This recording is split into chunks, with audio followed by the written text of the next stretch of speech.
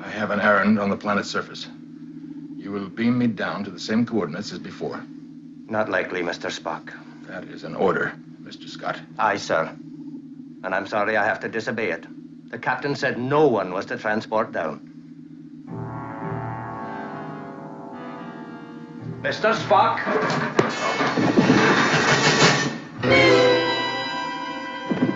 Freeze right there, Mr. Spock. Or I'll put you to sleep for sure. Program complete.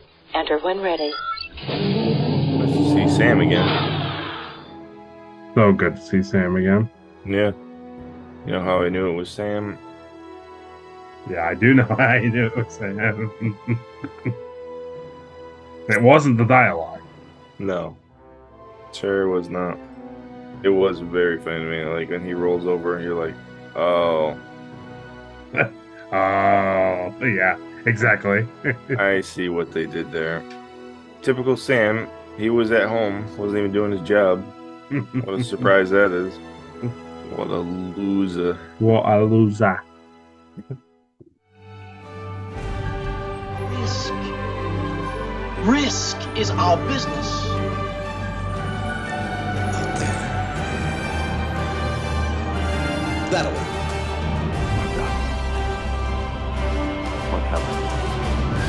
Starfleet was founded to seek out new life. Well, there it sits.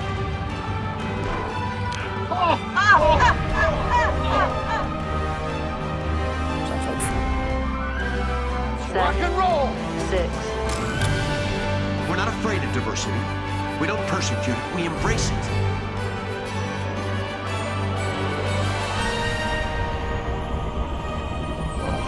At least I won't die alone. Join our Federation of Planets. And reach for the stars. Those were the days. All right, welcome back to another Retrek review, where we talk about Star Trek weekly. And this week, we're talking about the Star Trek Original Series episode, Season 1 Finale, with the episode entitled Operation Annihilate. It originally aired April 13th, 1967. It is number 29 in release order, and it's also number 29 in production order. Hooray! Yay! It was written by Stephen W. Karabatsos, directed by Herschel Daughtry. Before we get into the breakdown of the episode, here is the synopsis. The dead of a colony is attacked by flying parasites that cause mass insanity while the crew of the Enterprise search for a way to stop them. Let's ask Caleb what he thinks of the episode. I like the concept of it. That planet very much resembles like downtown Los Angeles, which is cool. I feel like the production for like the creatures was like the best thing we've seen so far in this season. Of all the other like alien things, you know. Mm-hmm. Yeah. Yeah, it was pretty good. They looked actually kind of gross, right? Yeah. Yeah, like I wouldn't want them touching me, you know. Right. Yeah, no, it was a good episode. I enjoyed it. The only thing for me that I would make mention of is it, other than like it's a really kind of dark, kind of serious toned episode. Yeah. But I just honestly find it kind of drab. Mm-hmm. And I don't really know why. I don't know why I feel like it doesn't like really engage me. There's a lot of like back and forth stuff. It maybe that's yeah. You know what I mean? They go to the planet, then they go to the ship, then they go to the planet, then they go to the ship, then they just kind of do the same thing over and over with like no answers. And you know the other thing that they do over and over is you have Spock and McCoy like 3 or 4 times they come into the captain's quarter and be like, well, that's it. We've looked at every possible outcome. Oh, yeah. It's a no-go. Yeah. And it's like, okay, I get that once. But they honestly, they do it like 3-4 times. They come back in. Yeah. Like, well, I guess you're going to have to kill the whole planet. I don't know what to tell you. Yeah. And it's like, so it's meant, you meant to believe, you're like, oh man, this is a dire situation. And then Kirk comes up with the solution. It's like, yeah, if Spock and McCoy couldn't come up with the situation, right? Exactly. Like that's it's a little like cheesy, you know? Yeah, it is a little cheesy. And you know what? I found myself this episode for the first time, like really not enjoying McCoy for some reason. I really was kind of like over him by like the middle of the episode. And I don't know why. Maybe I do know why, but I don't know. It's a weird thing because like I think what the episode introduces, and I think some of the stuff that happens in the episode is actually pretty significant and like pretty like, oh man, what? Like really? Like that's what they're doing here? But then you're just, I don't know, I just like you said, I just found myself kind of like, okay. And I hadn't really felt like that, even with a couple of the ones we watched that are like kind of stupid. Like, yeah. I found myself just either laughing at what was happening or just trying to like watch it with the intent of like, wow, this will be fun to talk about later. But, at least they're entertaining. Yeah. But for some reason watching this one, I was just like, okay. But that's all right. Not everyone's gonna be a winner. And I think typically if Strange New Worlds hadn't done what it did, I don't really think I would have showed you this episode. Even though it is the season 1 finale, like, okay, sure. But I guess to me that's the other part of it too, is that in our modern like culture, like finale, like season finales are like very like cliffhangery, and they set up stuff for, you know, the next time, and this didn't really do anything. No. All right, here is the teaser for Operation Annihilate. The USS Enterprise approaches Deneva. Captain Kirk is concerned. Uhura has been unable to contact any transmitter on the planet, including a private transmitter code GSK 783 that Kirk suggests. Spock's research has revealed that a pattern of mass insanity has been threading in a straight line through this part of the galaxy, starting with Lavinius 5, then Theta Cygni 12, Ingram B, and now Deneva is next, a planet on which Kirk's brother Sam is stationed with his family. Lieutenant Sulu picks up a ship on sensors. The small craft of Denevian configuration is on course directly for the Denevan sun and does not appear to be out of control. Kirk orders Sulu engage the Enterprise at warp 8 interception course. The Denevan vessel is out of range of the tractor beam. The Enterprise pursues. Finally, they make contact seconds before the ship burns up. The pilot cries out, "I did it! It's finally gone! I'm free!" After the vessel's destruction, Dr. McCoy walks up to Kirk and softly asks, "Jim, your brother Sam and his family, are they stationed on this planet?" Yeah, so I like the intro. I like you come into the middle of something and you don't know what's going on. I like that. Yeah. They basically introduce this idea that something weird is happening in this like section of the galaxy. Because like Spock goes forth and says that all that stuff, like all of those mentioned like planets and areas, they're all like, it was like 200 years ago. You know, all this like crazy stuff. And I was like, at first I was like, what exactly are they, like implying? Yeah. I think that was kind of like the first part in this episode too, where I was like, I didn't like McCoy. Because they're like, so we see this planet and this planet and this planet and this planet. Like, yeah, they've all been affected by the same thing. And McCoy's like, well, it's probably not connected. There's no scientific proof that it's connected. It's like, what are you talking about? Yeah. Even Kirk is like, they've all had the same symptoms and they've all been in a straight line, but nah, that's never been proven. Nope. It's like, okay, but you're, first of all, like you're medical, you're not like science. Science, right? So it's like you don't need to come up with a theory of why that's like that. You just know that medically all the people have been going insane in right. line. It just is more proof that McCoy just hates Spock. Damn. I think it's kind of old too, doesn't it? Yeah. It's like it doesn't. And it's like a nice thing where it's like it does the funny thing where you're like, haha, they hate each other. But then at the same time, you're like, okay. Yeah, we get it.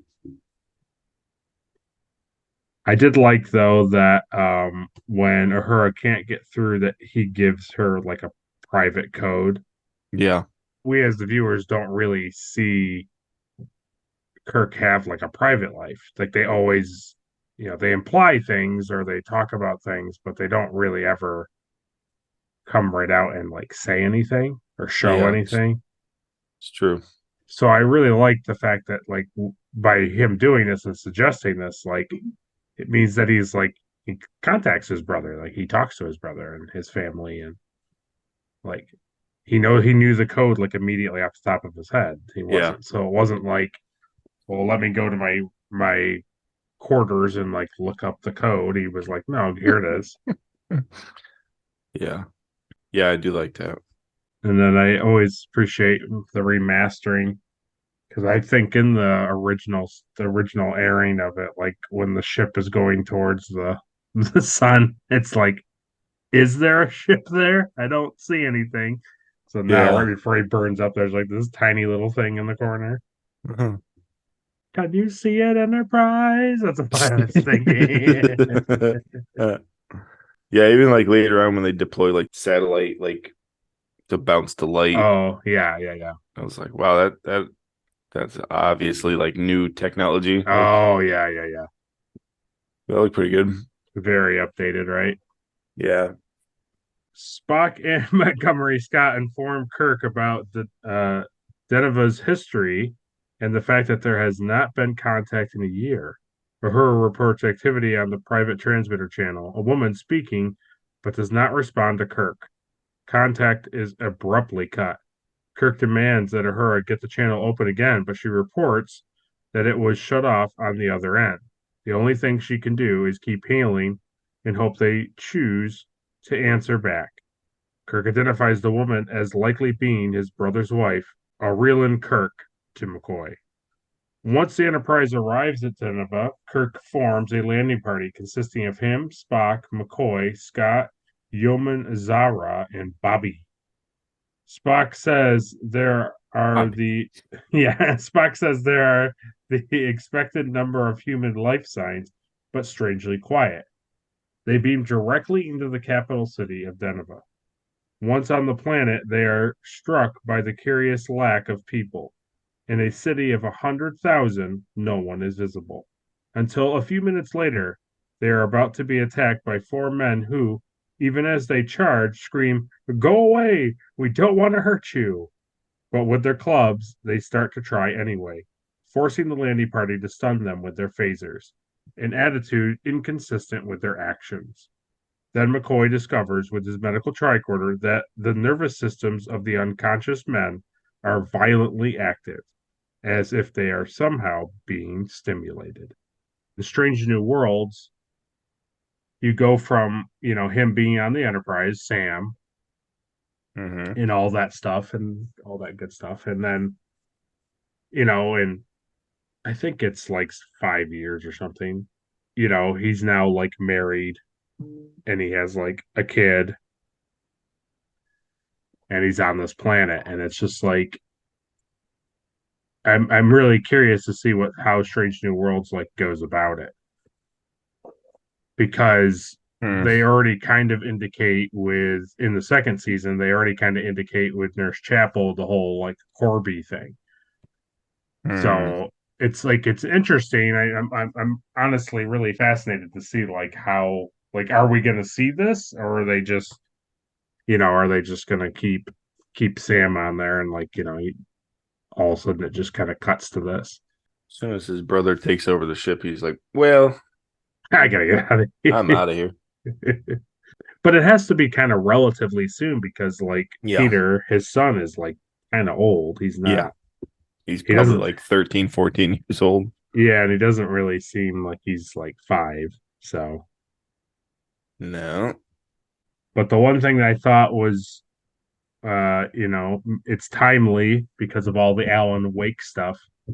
I was thinking the guys running down the thing with like the clubs and the stuff reminded me of Alan Wake when they're like, especially in the first one, and I don't know about so much the second one, but in the first one, there would be like construction workers or like policemen or lumberjacks, and that's what they would do is they would be like in the woods, like creepy in the woods, and then they'd be like, always wear a hard hat, and they'd come at you with like an axe or whatever. That's right. Yeah. Oh, that's funny. Yeah, you had to stay in the light in that one, didn't you? Yeah. So I just was thinking, they're like, it's so funny. Away. It's funny watching old Star Trek and being like, oh, that's like this thing, but you're like, no, actually, that thing is like this thing. Yeah. You're like, yeah, wait a minute. Alan Wake is stealing from Star Trek. How dare? Now I hate it. Did you like that they all posed as like Charlie's Angels, and Kirk was like, fire. They're all like, nah. They're all, Yeah, I did like that. It's just it's a very typical like horror movie thing where all these people, like, there's nobody around. It's very quiet. Yeah. And then like just as the like a viewer, like the audience is starting to get like bored. Yeah. You hear like screams in the distance. Yeah. It's like, oh, perfect. We're not alone. Oh, they're in the buildings, Kirk. They're all in the buildings.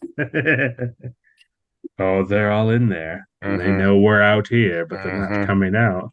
They're like Dark Seekers from yeah. I Am Legend. Yeah. Like all the signs led to there being something like controlling them, Yeah. I thought they were gonna have to go in some boiler room. Yeah, right. There's gonna be this big like hive mind down there. They're like, you're going to have to crawl inside of it, McCoy. And he's like, I don't want to. Please don't make me. It's such a funny trope too on Star Trek now. Like every episode, they see these new, like crazy creatures that they've never been documented. Yeah, I'm like, wow, that's one for the medical books, Yeah. And then next week, like something will be going on. They're like, well, that's not even scientifically possible. Why would you think that? Yeah, they never learn from what is happening. Yeah. Yeah. It's kind of like they forget that they're in space. Yeah. So that's like the good and bad of Star Trek is like the bad is they never grow as characters and like stuff that happens doesn't affect them. Yeah. But the good thing is you literally could watch one singular episode and it's like watching a movie. It's just like, it doesn't matter. It's self-contained and you don't have to watch like I could literally, if I said to you, hey, don't worry about watching everything. Let's just watch a random episode in like season 3. You wouldn't be like, well, what's this? And you'd just be like, okay, you would just watch it. And that would be it because it's all tightly written to itself. Yeah, it doesn't matter like what happened the week before or anything. Right. Like I was telling you last week, like so the last episode, Kirk had, you watched like the woman he loves die, like right in front of him. Oh yeah. To save history now this week, he's like, Nah, Yeah. doesn't matter. Yeah, they don't. Well, I mean, the crazy thing is, which we're going to get into in a second, is like, okay, you literally go from the Edith Keeler death thing, which like clearly messed him up, to his brother and Yeah. his sister-in-law dying, and he's, I mean, he's not like okay in the episode, but he's also just like, whatever. Yeah, that's fine. It's like you would expect at the end, Yeah. like if this was Strange New Worlds, you would expect at the end of this episode, like they would show a scene of Kirk like snapping, like in his quarters. Yeah. Where he's like kind of losing his mind kind of thing. Like kind of like Archer when he gets like when the Zindi attack Earth, like he kind of goes from like, hey, space is cool and look at what my father's engine can do to like, we have to kill every single one of them. Yeah. Yeah, that's true. That's true. Yeah. Yeah, because this episode, like all this bad stuff happens, and then it ends with like, "Hey Spock, so yeah, right. if your eyes are working again, everyone's happy." Yeah. So here we go. A loud scream draws them next to Kirk's brother's lab. Kirk's brother Sam lies dead on the floor. Aurelin is hysterical, and their young son, Peter, is unconscious nearby. Kirk holds Aurelin close while McCoy sedates her.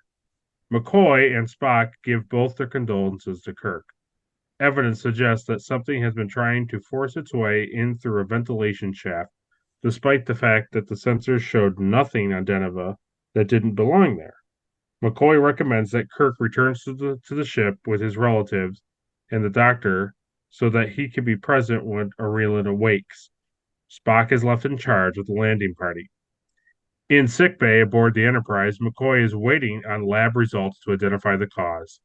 In the meantime, the Kirks have been heavily sedated for the extreme pain they are experiencing, but Aurelin is surprisingly resistant to the tranquilizer and is still awake. Holding her hand, Kirk informs her that Sam is dead, but Peter is still alive. In terrible pain, she tells Kirk that things came 8 months prior on a ship from Ingram B, as its crew had been forced to travel to Deneva. As she tries to answer Kirk's questions, she experiences more and more pain until McCoy is forced to sedate her, which only blunts the pain.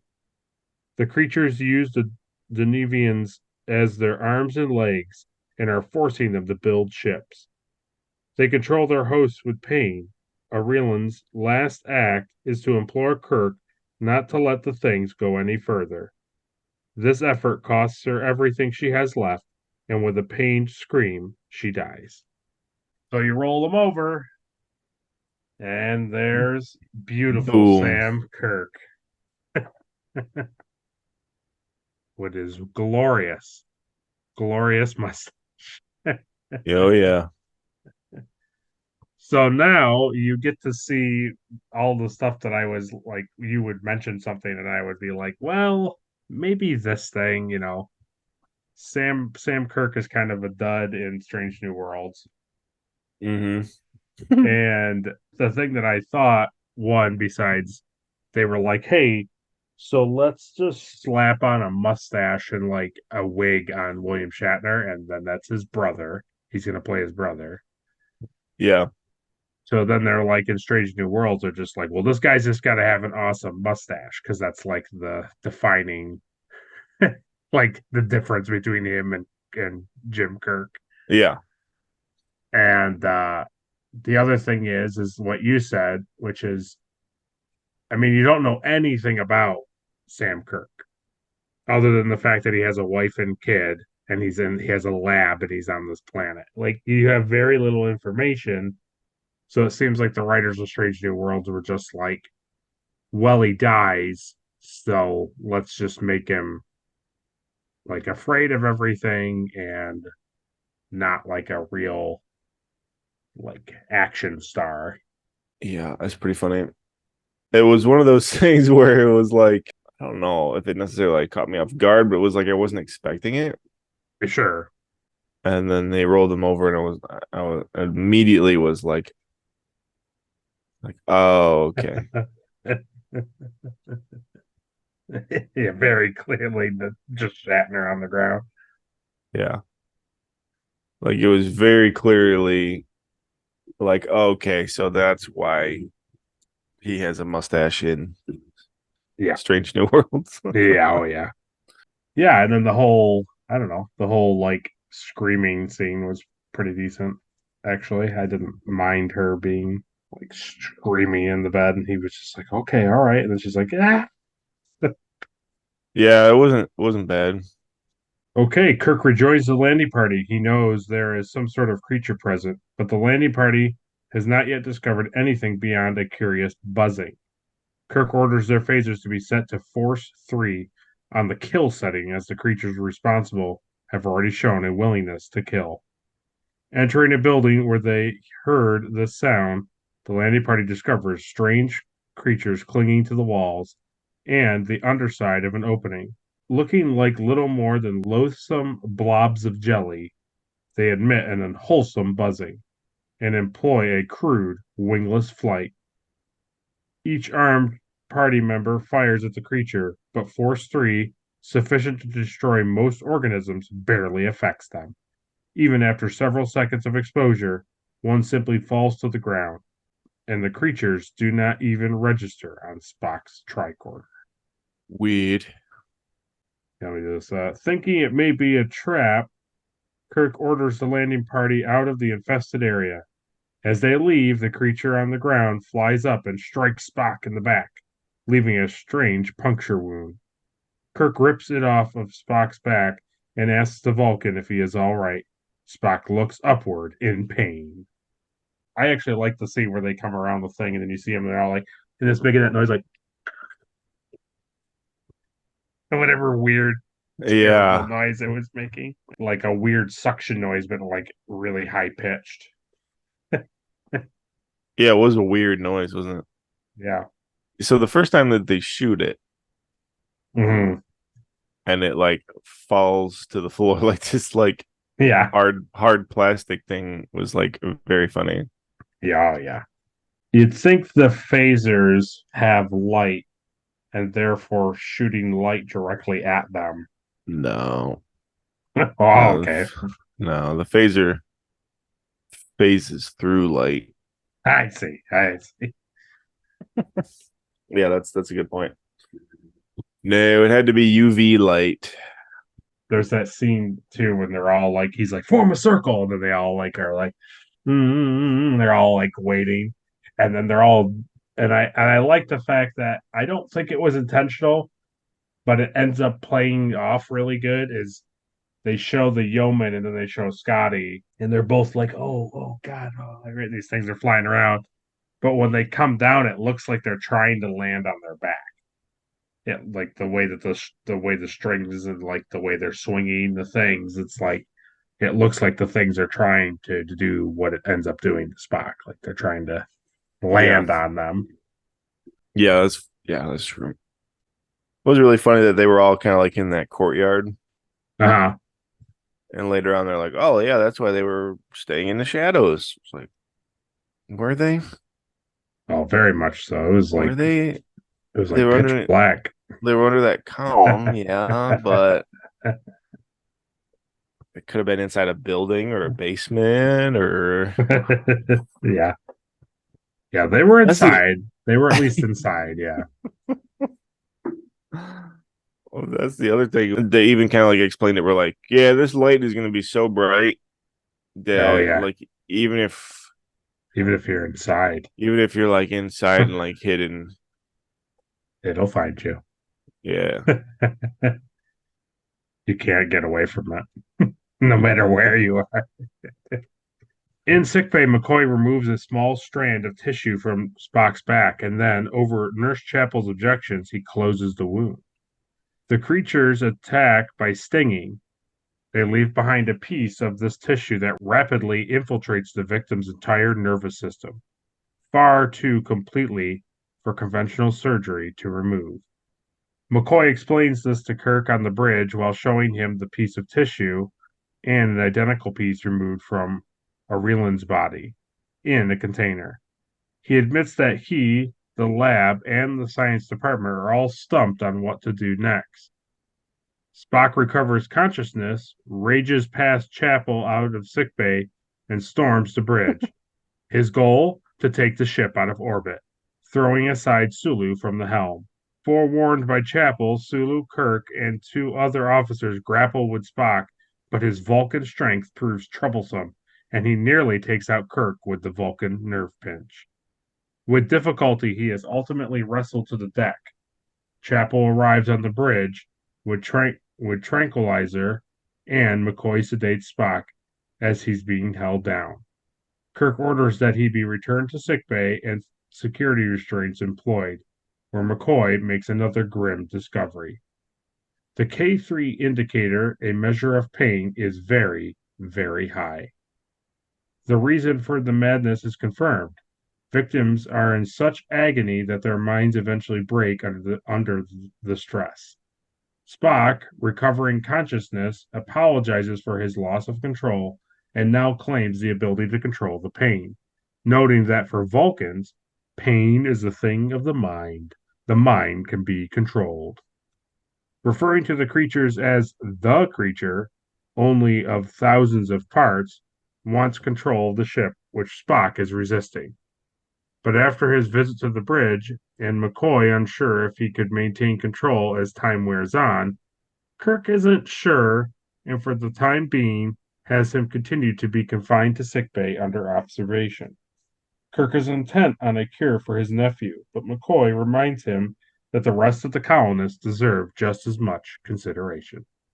So the surgery scene is kind of cool, where they don't really show anything, but he's like clearly working on Spock and doing things, and then he's just like, oh, he makes like this face like, uh-oh. And then and then Chapel sees it, and he's like, okay, we're gonna close up, and she's like, it's everywhere, so you can't, there's no way you're closing up, like, because like there's so much that you're leaving inside his body. And he's like, I don't care what you think. You're going to close. Are you going to leave? Yeah. She's like, yeah, but don't you remember that, like, Spock and I have, like, kissed before, like, a long time ago? We like kissing each other. When Spock gets on the bridge and they have to fight him, like, this is the level of strength I expected Khan to have. And it's cool. It's cool that they have to struggle so much with Spock, but at the same time, it makes Spock feel like he's, I don't know, like he's insanely powerful rather than just like a little bit stronger than humans. Yeah. Did you like the floating jar of spaghetti when he comes up to the thing? I did. It was very interesting that he felt the need to like bring that onto the bridge. Yeah. Like, don't call Kirk down to the lab and like show him down there, right? Like, look at this. But he didn't even really like show it to him. You know, it's not like he walked up there and he's like, well, look at this, Jim. This is what I put. He would just stand there and he's like, yeah, there's a bunch of these. Yeah, everybody's got them. Like, oh, okay. He also, I know it's just like a actor thing, but like DeForest Kelly knows that Spock is going to come through, like that Leonard Nimoy is going to come through the turbo lift. So there's a scene where after he's talking, he just kind of stands there and he's just like, now I'm going to leave. And it's like right as he gets to the door, perfectly timed, Spock is now coming out of the turbo lift. You're like, oh my God. I really like that scene too, because Chapel's like, oh, Spock left. He's not here.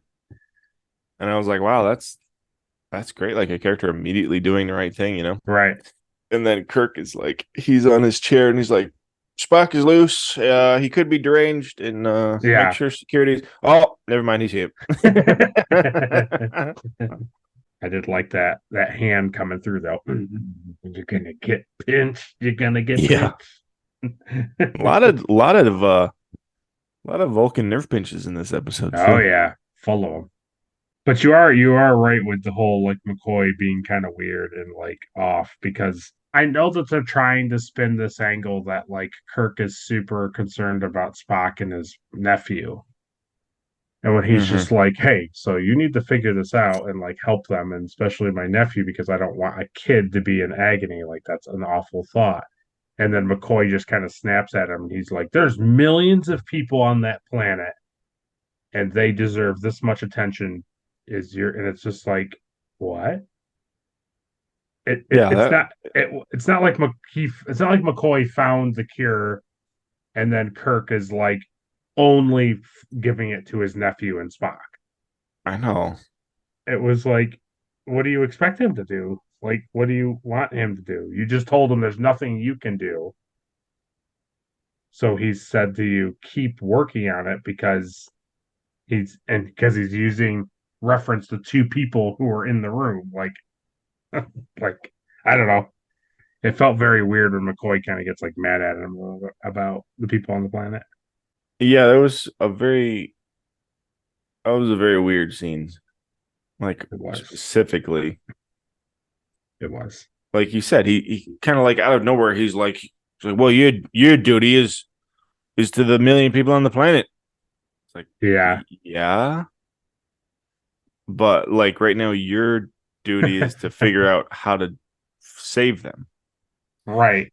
I'm the captain. I make the decision. You're the one that needs to Like, save yeah. the. Are we confused? Like, what roles are which now? Like, what are you talking about? Yeah. Yeah. It's like, yeah, I'll be glad to save those people as soon as you figure out the cure. Well, like, what are we talking about here? Like, Yeah.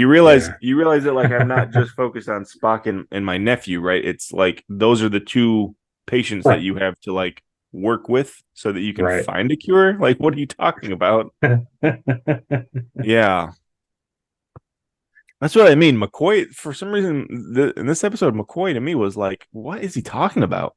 There was like 3 or 4 times like this where I was like, I don't think he understands his role on he the ship. doesn't he doesn't get it anymore, yeah. Yeah, it was really weird. Yeah.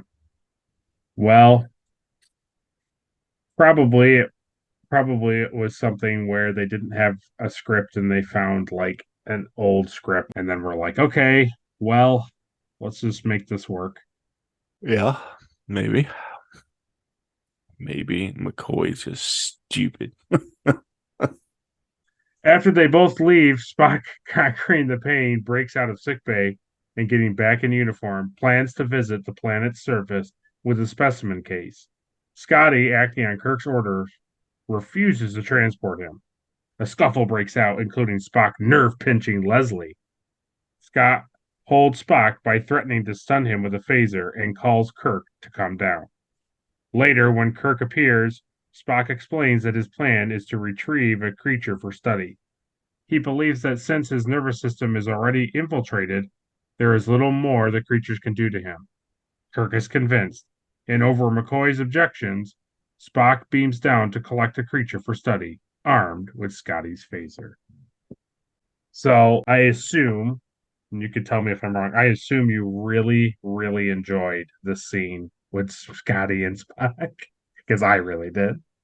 Mm-hmm. Spock comes in and he's like, okay, let's go. And then Scotty's like, oh, yeah, I can't do that. He's like, hey, that's great to see you up and around, buddy. But yeah, I'm not going to beat me down because Captain said nobody leaves. And then Yeah. Spock's like, well, that's an order. And Scotty's like, okay, but the Like, captain didn't order it. Nothing would make me more happy to follow your orders, sir, but Right. in this And then case, I just can't. and then he attacks him and everything. And then Scotty's like, okay, Mr. Spock. He says something to him to the effect of like, Hold it right there, Mr. Spock.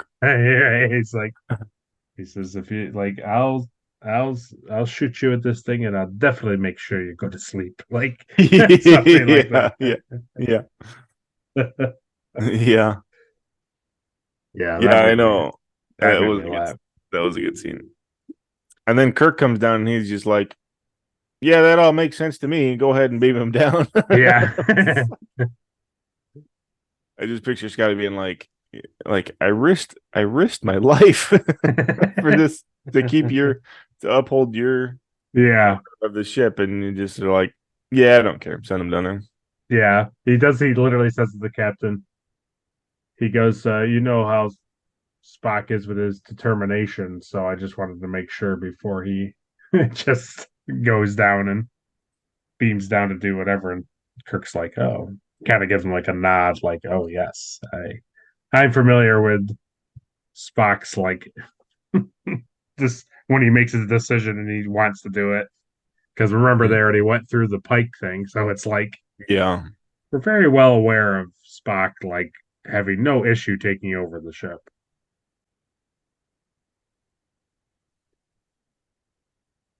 Yeah, just maybe I actually laughed out loud when he says to him, "And I'll shoot you, and you'll definitely go to sleep." Yeah. Yeah. Yeah. You'll definitely stay in med bay this time. Yeah, I like that. That was pretty good. And then he uses his nice little tongs and gets the little dude and puts him in his little toolbox. Yeah. Oh, there's that guy too, right? He encounters that guy. Oh yeah. Yeah, the guy kind of comes out of nowhere. Yeah, he like hides on and he's like he's gonna hit him with the giant like spoon thing. Yeah, that almost won the award for the best technology of the episode for me, but didn't. Oh, That okay. big Yeah, tuning fork thing that guy yeah, had. yeah. Yeah, well, they work at a science lab. They have weird things, right? Like clear tubes, like cleared like lucite, like tubes. Like the clubs are like, why would they have these things? We're at the halfway point, so go down to the comment section and write most forgettable Sam Kirk. Spock is attacked by a colonist on Deneva almost immediately after being beamed down. The man knocks Spock's phaser out of his hand with his club. Spock is able to incapacitate the crazed man with a nerve pinch, and upon regaining his phaser, begins to struggle against fresh pain from the parasite, having failed to stop Spock through the colonist. Spock knocks down a creature with his phaser fire, returns to the ship, and begins to study it. Immediately, in one of the Enterprise's science labs, he realizes that the creature resembles, more than anything, an enormous brain cell. Kirk catches on immediately. These creatures are not separate animals, they are all parts of a single entity, connected together in some mysterious fashion. This is how it resists phaser fire. Each part draws strength from the whole. Remembering how the colonist that flew into the sun cried out that he was free, Kirk feels that this is an angle they can work with. He orders an analysis of everything from the medical and life science departments in an hour. McCoy's multiple efforts to find some method to kill the creatures fail. Not heat, not radiation, nothing can kill it. Kirk knows that if they cannot find a way to kill these creatures, he will be forced to destroy Deneva to prevent their spread. 1,000,000 people will die if nothing can be done. Kirk cannot let the creatures spread and has absolutely no wish to kill the Denevans, including his nephew. He demands a third alternative. Yeah, so like again, they're like, yeah, I don't know, Captain, we've tried everything. Yeah. The heat will kill the person, the radiation will kill the person. Yeah. I think it's at this point is when I started to be like, okay. Like I started to lose interest in what they were doing in the episode. Well, it's just one of those things where it's like, all right, well then let's just give up then, I guess. I don't know. Like Yeah. I think it's partially too is like when they say like these things are like a part of something bigger and they never show the bigger thing, you're like, oh, it's just kind of like lackluster. It's just like, oh, it's these weird jelly things. yeah. And like you would think at least at the scene where they're killing them, like you would see the whole thing, like you would see the big beast or whatever it is, you know. That's for me is kind of like this is the part now where I kind of came to the realization like, oh, they're not gonna do like a big hive thing. Right, exactly. Because there's like that was the other thing too. I forget what happened. Something happened. Or I paused it. Yeah. I had to pause it. And it was like at this point, and when I went to restart it, it was like there was like 15 minutes left of the episode. Oh yeah. And I was like, oh, okay. So like guess whatever they're wrapping it up. whatever is gonna happen is gonna happen very quickly at the end. Yep. I was expecting to like turn it back on and be like, oh, actually, you know what, Captain, we could just use this. I'm like, oh yeah, let's do it, and then it works. And then that's kind of pretty much what happened. Pretty much. Yeah. Some little bit of trivia. Mm-hmm. So number one is Stephen W. Karabatos, the writer, had an obligation in his contract that he must deliver at least one script of his own while serving as story editor. Huh. And it says that Karabatos left the series in late 1966, but still had to fulfill this task before departing. Having no idea of his own, Gene Roddenberry suggested him one entitled Operation Destroy, which was the basis for this episode. Exterminate. So, I mean, it feels like that nobody had an idea, and then somebody was just like, well, do this. And then he took an idea from somebody else and then wrote an episode. Yeah, that kind of makes me like the episode less now. For him to be like, oh yeah, I don't have any thoughts on this at all. The Denver outdoor scenes were shot at the headquarters of TRW's Space and Defense Park in Redondo Beach, California. Knew it. It's currently Northrop Grumman Space Technology Headquarters. Oh, yes. Know it well.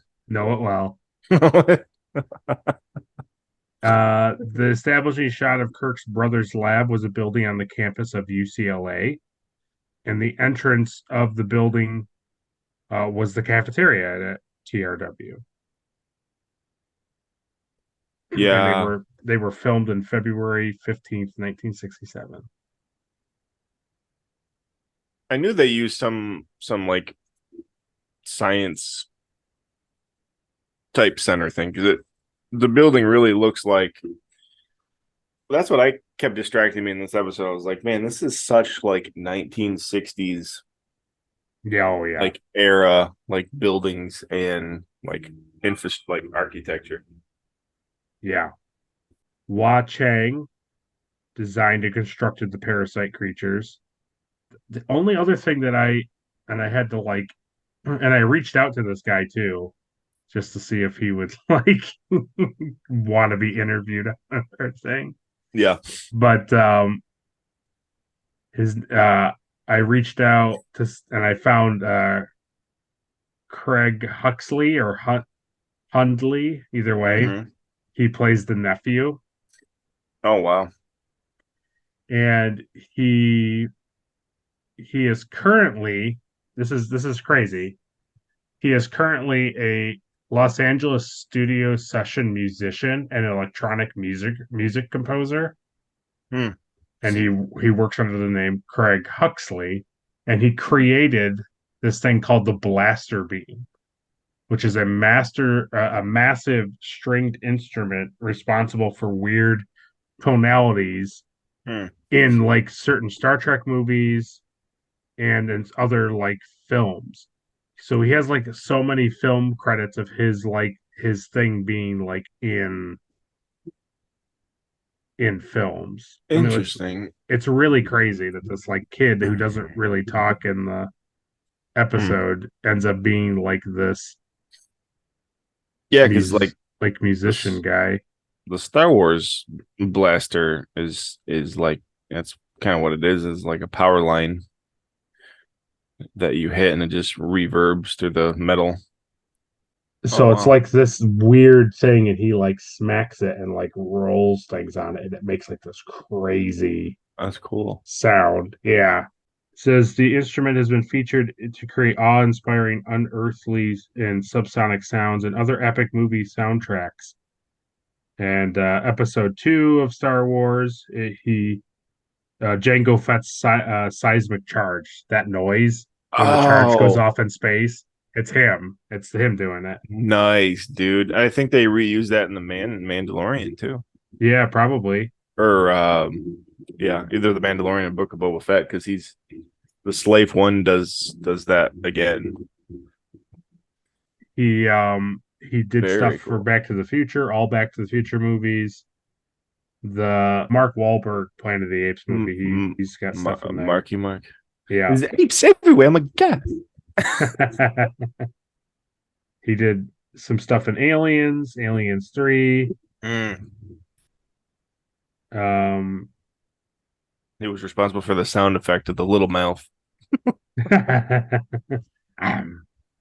He did stuff for Lord of the Rings. Weird. I wonder what they would have used that for in that. Like maybe swords, like sound effect of like swords hitting like metal or It's a really bizarre sound. Let me see if I can find the sound effect for you. I mean, it's not like bizarre in the sense like it's like stupid. It's just more of like a metally twang type oh, of it's intense, and it's like you can understand why people very would- sci-fi. Yeah, Weird. it is weird, right? What's crazy? Hey, he's got it like all taped off. Yeah. Like he's got all these markings on it.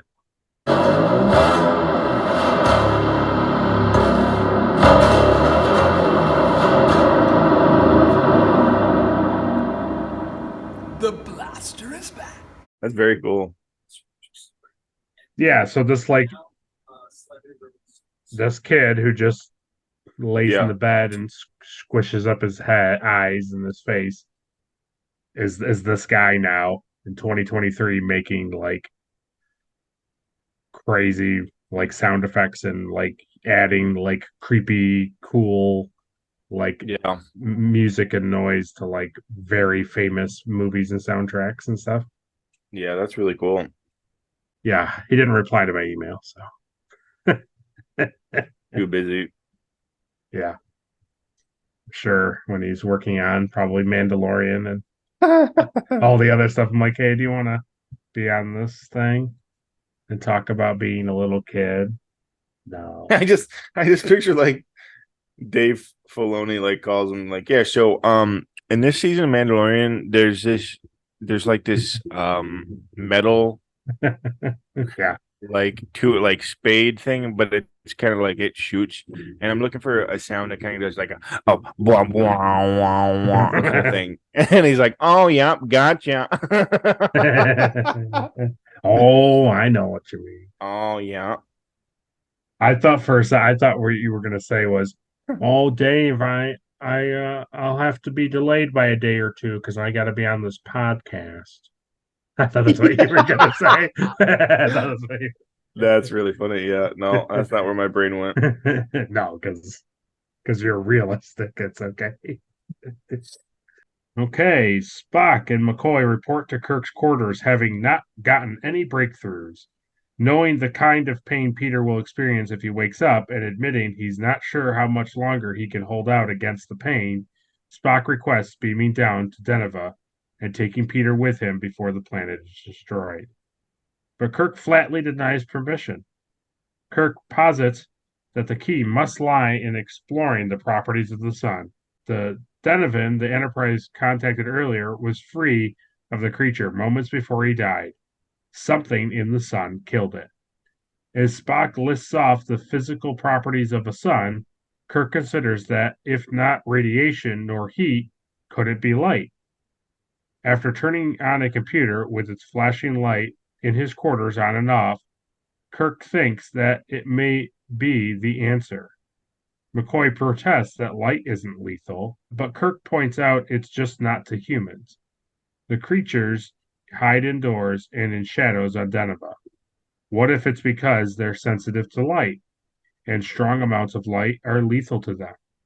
Spock agrees it's a possibility, McCoy points out that they can't bring the planet to the sun, but Spock agrees with Kirk that they can bring the equivalent to Deneva through a string of satellites around the planet, burning trimagnesite and trevium. All right, put Spock in the chamber. Turn it up full intensity. Yeah, it is a thing that you're right. Like, you can maybe excuse Spock not knowing because, like, he's in pain and that's where all of his focus is like trying not to be in agony. Mm-hmm. And it's like, yeah, I'm okay with McCoy, like, not knowing because, again, like you said, he's a doctor, he's not a scientist. But it just seems like with the two of them working together, like them coming to the conclusion that like light is right. No. It literally took Kirk to like stand against that wall and be like, oh yeah, what does this switch do? Oh, it does the green light. Hey, wait a minute. The sun has light. The sun is light. What if we use light? No. Well, because it's like they knew from the very beginning. They're like, okay, so this guy that killed himself in the sun was like, I did it. They're finally gone. I did it. Yeah. So it's like, okay, so the sun did something. What are the three major features of the sun? Oh, I could tell you. Heat, it radiation, energy into matter. And it's a star. Mm-hmm. It's so big it has its own gravity. Call Clint Eastwood. Get Clint Eastwood to this planet. Maybe him being a star will destroy these creatures. I thought you were making a Space Cowboys reference. Yeah. Space Cowboys. Space Cowboys with Clint Eastwood, yeah. Yeah. Tommy Lee Jones, yeah. That's De-aged. Oh, yeah. Yeah. Yeah. So, and then the other thing, Will, is as soon as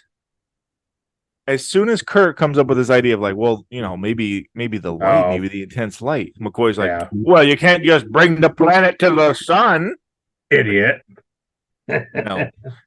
No, but we are capable of bringing light to the planet, you moron. What are you talking about? Yeah. I think the reality is McCoy wanted everyone to die. I think McCoy's like drunk this episode. I think he still has some of that paranoia madness from the that syringe from last episode. I think that's still wearing off. Yeah. McCoy rigs a test cubicle in the biolab, and Chapel puts the sample creature inside. Spock has calculated that at the distance that the Denevian declared himself free, the sun's brightness would be measured at 1 million candles per inch. And with the satellite network set to that intensity, anything within a closed, darkened area will be affected. With everyone putting on safety goggles, they expose the creature for several seconds and confirm the theory. High-intensity light is fatal to the creatures. As it's necessary to see what will happen to tissue that has infiltrated a victim, Spock volunteers to enter the cubicle. McCoy, who would prefer his guinea pig to be someone other than the man he regards as Starfleet's best first officer, attempts to dissuade him, but Spock insists. He also refuses goggles, as none of the colonists will have any, despite knowing that the intensity will damage his optic nerves. This test does, in fact, succeed.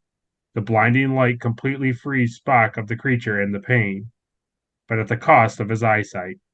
Spock, exiting the cubicle, assures McCoy that it was an equitable trade, the closest he comes to revealing how much pain he has been experiencing. Only then is the true tragedy revealed. The lab test results on the dead creature revealed by Chapel indicate that the creatures are vulnerable only to a specific subset of the light spectrum, ultraviolet radiation. McCoy is chagrined to realize that Spock need not have been blinded at all, but Spock reminds him that it was also his choice. What's done is done. So it's totally fine them putting the thing in the lab, and Yeah. Spock figuring out the dimensions and how much light would be needed. Well, and blah. you don't understand, Will. They didn't have time to wait those 5 seconds for the results to come back in. No, he was dying or something, right? Something. Yeah. An asteroid was going to hit the planet or something, right? Yeah. The thing is like they don't even say anything about that. Like to begin with, like you don't even know that they're sending the results out. Right. So Spock's like, okay, send me in. It's the only way to figure this out. Yeah. They're like, all right. And they send him in there. And then he comes out and he's like, I can't see. Like, oh no. And then he's like, oh, thanks, nurse, for bringing me these results. Oh my God, I had it on too high. Yeah. Yeah. Why didn't you wait 3 seconds? Like, okay, nurse, send these out. And then she comes back and she's like, ultraviolet radiation kills it. He's like, very good, Spock. Let's go inside and let's test it on tissue. Effective. Nothing happened. I can see. It was that is funny though when Spock comes out and he's like, oh man, yeah. Totally fine. I have no alien parasites in me anymore. And then he bashes his knee and he's like, however, I am blind. Oh. And Kirk is like so mad at McCoy too. He really is. He really is. Like so mad. I was like, man. I mean, wouldn't you be too? Like if you follow the train of logic, if McCoy had just said, well, Chapel's looking at it, so let's wait like an extra 20 seconds. She'll come in with the results and then we'll know what to do. Instead, he was like, Spock was like, well, I should probably get in there. And then McCoy's like, well, okay. That's true. Your funeral, buddy. It's exactly what you were saying. It was like you paused it. There's 15 minutes left. It's like, okay, you come back, you watch it. They figure out a way to kill the thing, and then Spock is blind, and you're just like, oh, okay, well, what's going to happen? And they're like, it's fine. Everything's fine. Nevertheless, the answer is at hand. Kirk orders satellite control to deploy a formation of 210 ultraviolet satellites at 72 miles altitude in a permanent orbit. The satellites are turned on. The creatures begin to fail, to fall, to smoke, and to die. Ground stations on Deneva quickly make contact. The creatures are dying everywhere. Kirk passes the good news down to sickbay and for McCoy to pass it on to Spock. He reminds McCoy that Spock's blindness wasn't his fault, but McCoy doesn't respond. Yeah, that was, again, that's another odd scene. Yep. He's like, oh, it worked. It worked. It's not your fault. Like, okay. Why did you have... It was just weird that he felt the need to, like, do that from the bridge, you know? Yeah. McCoy.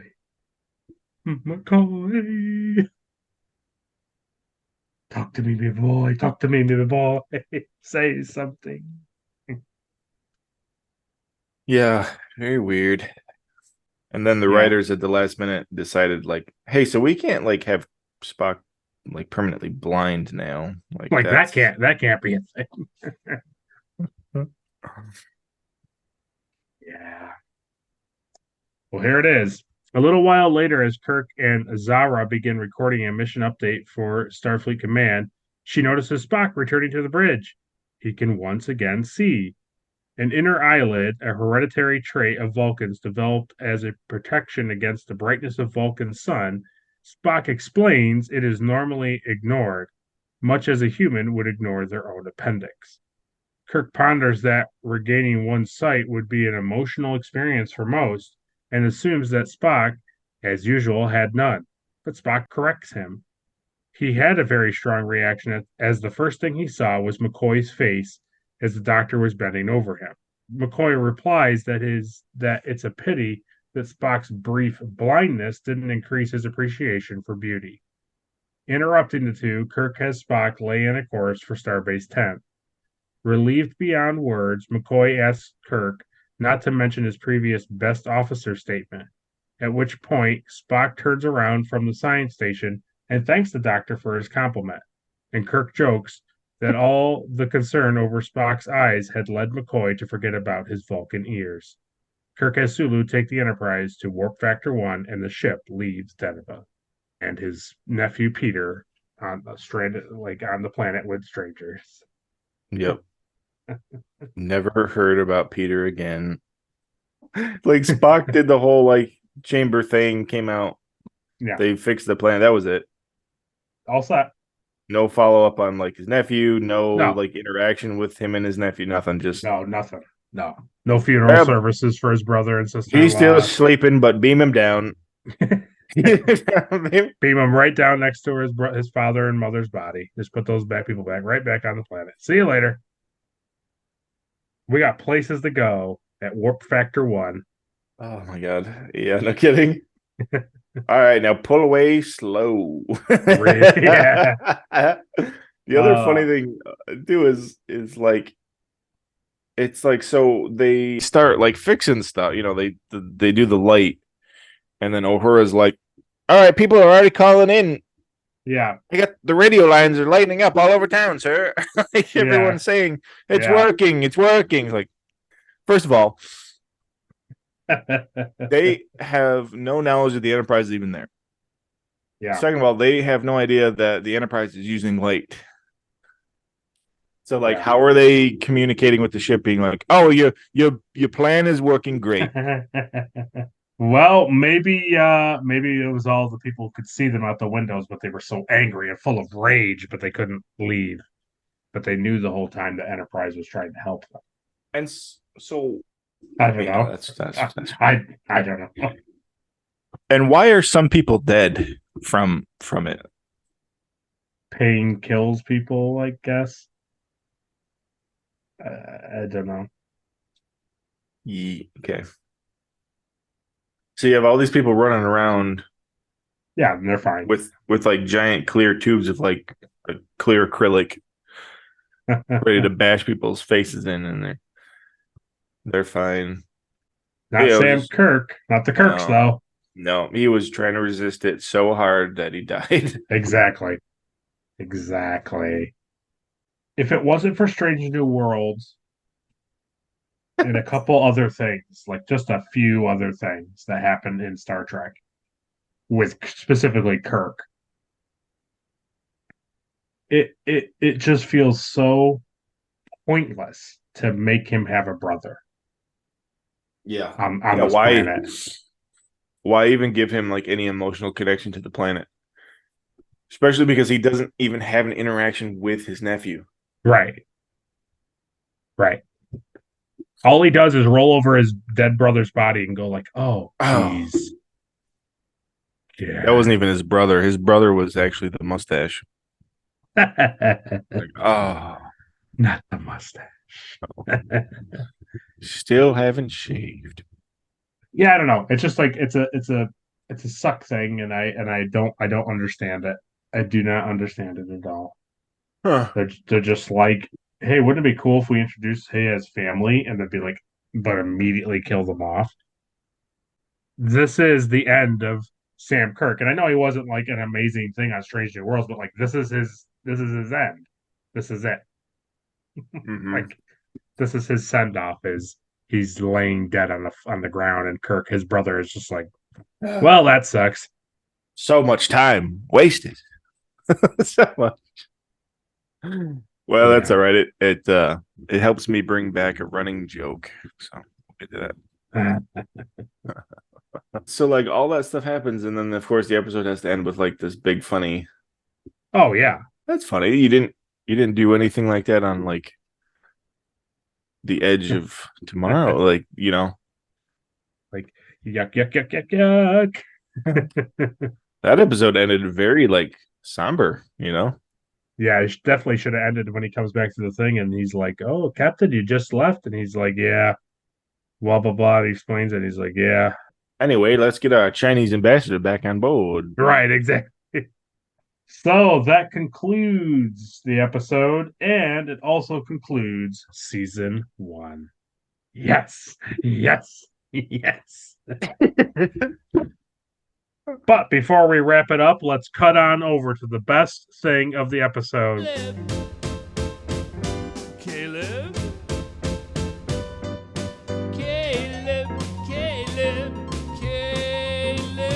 Caleb, who gets the Erica Ortegas Award for being most unlikable? Giving it to McCoy this week. Wow. Yeah, it pains me. But my Well, hey. God, did I hate him. Yeah, he just like, even from the very beginning, he just was I was just not impressed with his character this week. Yeah. Yeah, I agree. Like right off the bat, like Kirk's like, here's this private line I want you to call. And like a woman answers it, and he's like, do you know that girl? No. I just have a direct line to her room, her house at all times.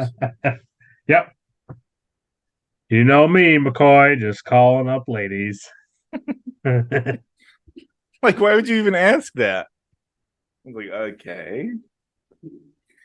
Then there's the surgery scene where he's like, if you're not going to help me close up Spock, then get out of the room. I don't even want to live. Wow.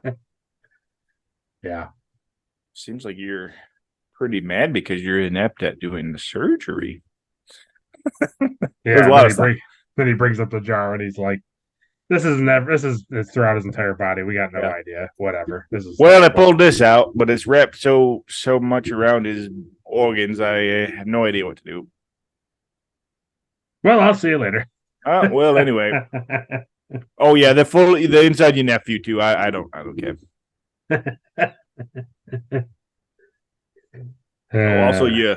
Also your sister-in-law. Yeah, I gutted her like a fish. They're all over her body. Don't worry about it. It's gonna lead to that planet like going mad, like without alien invaders. They just wake up to all that stuff. I'm like, oh my God. We couldn't sew her back up.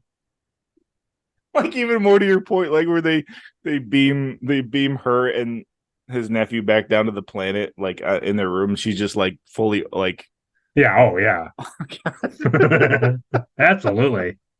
I think it just would have been so much better if they were down on the planet and he was in like dress uniform with his nephew, and they were having like funeral services for his brother and his sister-in-law.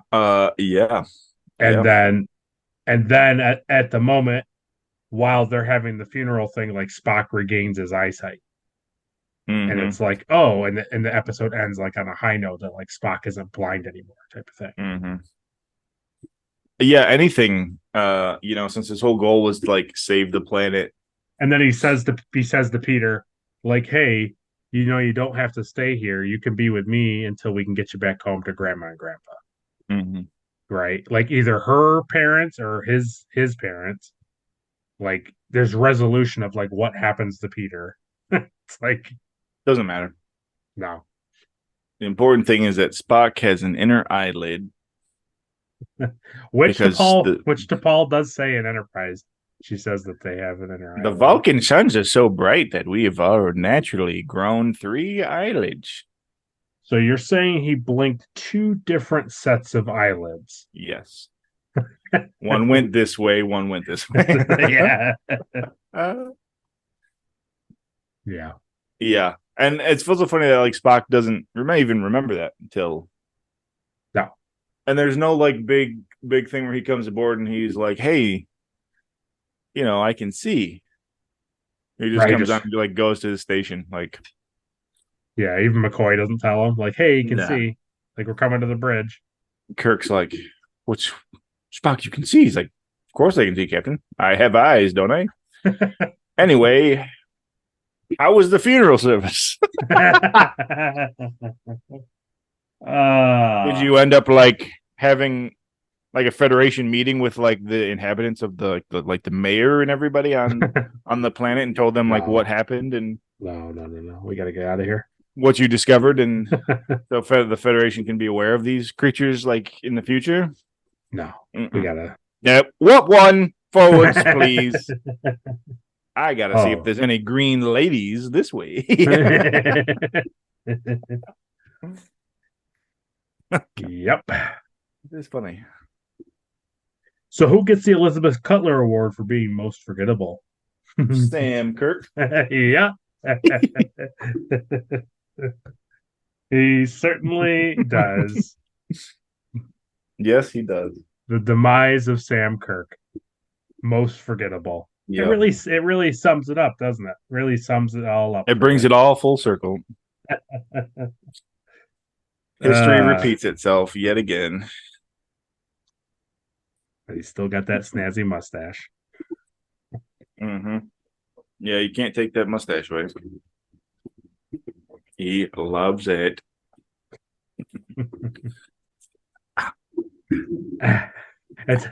It's a Denevian neural parasite. The hive mind has got me. Okay, who gets the Trip Tucker Award for being the MVP? Spock. Yep.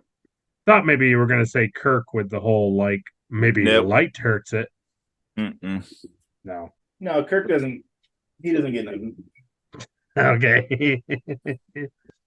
He abandoned his nephew. Doesn't care about his brother. Nah. No, I mean, Spock, risks his life to go in the chamber to test that theory. Yeah. He also goes back down to the planet to get a sample, which he told them from the beginning, like, hey, we should probably bring this as a sample. Like, how are we going to derive anything from these creatures if we don't? Okay, never mind. Just get back to the ship. Right. Like, what was up with that? You remember that? That was He's like, Captain, we should probably take a sample. And he's like, no time for samples. Gotta get out of here. And if he would have taken the sample, he wouldn't have gotten injected. That's right. And they would have understood more about what these aliens are, so that they could have probably fixed it a lot sooner. Yeah. Okay, what gets the Shran Award for being the best action sequence? I like when Spock fights that guy on the planet. Yeah. You were so worried about his Vulcan eyes, you forgot about his Vulcan ears. His Vulcan fingers. Pinch. All right, what gets the next award for some sweet ship stuff? I really like that high-tech organic sample kit, which was just that red toolbox. Yeah. So I had a few. Okay. At first, it was going to be that stick that guy has against Spock. It's like that, it's like the circle top. Yeah. It's like a giant sewing needle type thing with a hole in the circle. Yeah. And I also really like the clear acrylic forceps he used to pick that thing up. Yeah. But I think what I'm gonna pick is I'm gonna pick those UV goggles. Those were pretty cool. Oh yeah. Okay. And that's connected to like the ship too. So it is. I thought they were kind of cool. Yeah. I thought they were just like welding goggles, but then even like when they did like close up, you could see they have like the hexagon like pattern on the inside, which was cool. Yeah. So I like those. Seems like your Spock display statue is going to have a lot of accoutrements on it. The other thing I noticed too is in medbay, above the bed, there's like a clear. Oh yeah, almost looks like a unicorn horn that sticks out. That's the thing that like is like pointing at them and like reading their body. Yeah, that's like it's like the sensor. It's the first time I've noticed it. Oh, okay. What gets the Porthos Award for the cheesiest thing of the episode? When Spock's alone on the planet, he goes back down there to get a sample. Okay. And there's like 15 of these things on the wall. Yeah. And there's like one right next to him, like on the side wall. Oh, but he chooses to shoot the one that's in like this far corner Oh next yeah, to all these other ones that now he has to like walk underneath all these other creatures to get yeah, this like instead of just shooting the one like on the wall right next to him and just going over and grabbing it. right. He shoots the furthest one and he's got to like walk and like crouch and sneak underneath all these. Why didn't you just shoot the one next to you? He hates that one. Too big for his toolbox. Yeah, maybe, yeah. Yeah. And honestly, like after they shoot him and they fall, and it's just like this chunk of plastic that falls from the thing. Yeah. I thought that was kind of cheesy too. Yeah, that's true. But they kill him really cool though. I like that. They like melt. Yeah. But I I like liked how they melted. when that one melted, like specifically one of them, it like melted and it left like the weird like red blotchy stuff like on the ground. Yeah. I like that one a lot. I was like, yeah, that looks real. Okay, and finally, what gets the Enterprise Award for the best scene of the episode? The Scotty confrontation with Spock is probably the best scene of the episode. Yeah. Yeah. It's between that and Spock being like, I can't see a thing. I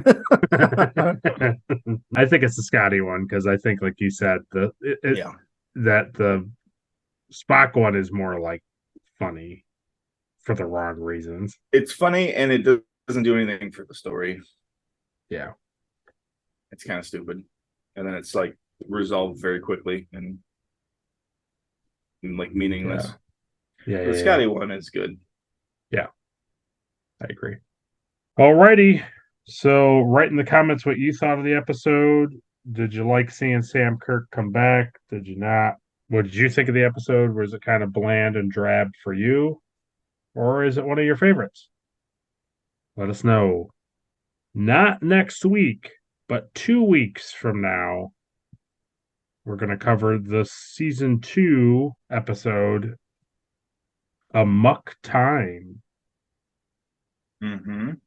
That is the season 2 premiere, but we're still watching it in production order, so we'll be skipping a few episodes to get there. But I think that'll be fun for Caleb. That's a very famous episode that is referenced in many things, other things outside of Star Trek. So yeah.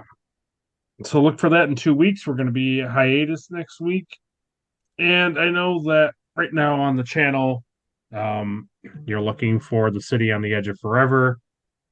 Well, YouTube decided to block my podcast of that. I think because I put too much like original series content in it as for visuals.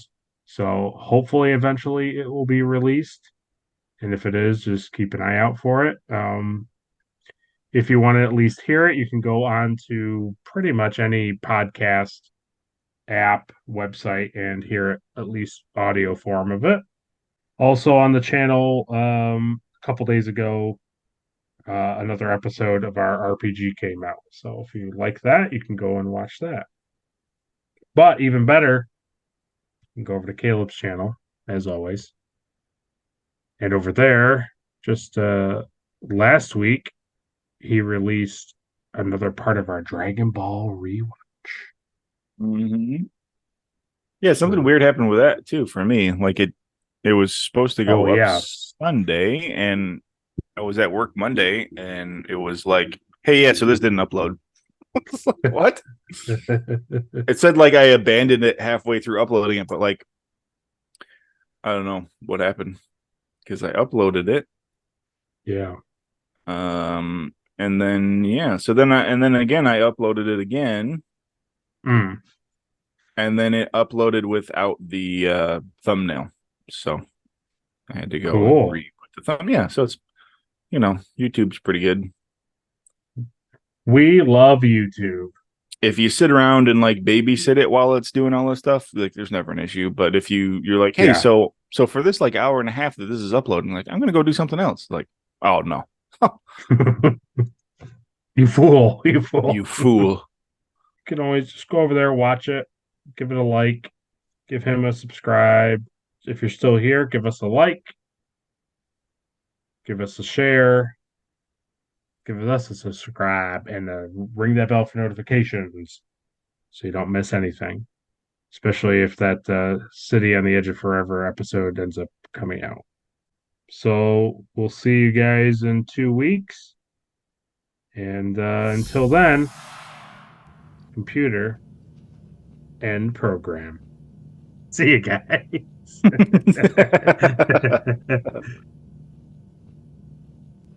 Check for any messages. Oh, yes, there is a message here. Let's see. From the captain to all crew, please do the outro video. Oh, okay, yes. Take time on my busy doctor schedule here to record a couple things. Oh, hello. Dr. Stephen House, Chief Medical Officer aboard the USS Drake. Just wanted to record a few reminders for you guys. So here we go. The Retrek Review is a Daystrom Holodeck podcast. It's produced in association with the Plastic Underground Props, hosted by Caleb Stoddard and Will Wilbur, edited by Will Wilbur. Our outro song is by Kaylee Joy Rookledge. Our theme song is by Samo Studios. And our outro song is by Tommy T. The title card art was created by Caleb Stoddard. The trophy art was created by Adri Wilbur from Love by the Letters. The synopsis and written plot provided by memoryalpha.fandom.com. Star Trek is created by Gene Roddenberry, and all official clips and pictures are owned by Paramount Pictures. You can follow us at the Plastic Underground Props and the Daystrom Holodeck on Instagram and YouTube. So that is it. That is all I had to say. And what? Lazesh, don't touch that.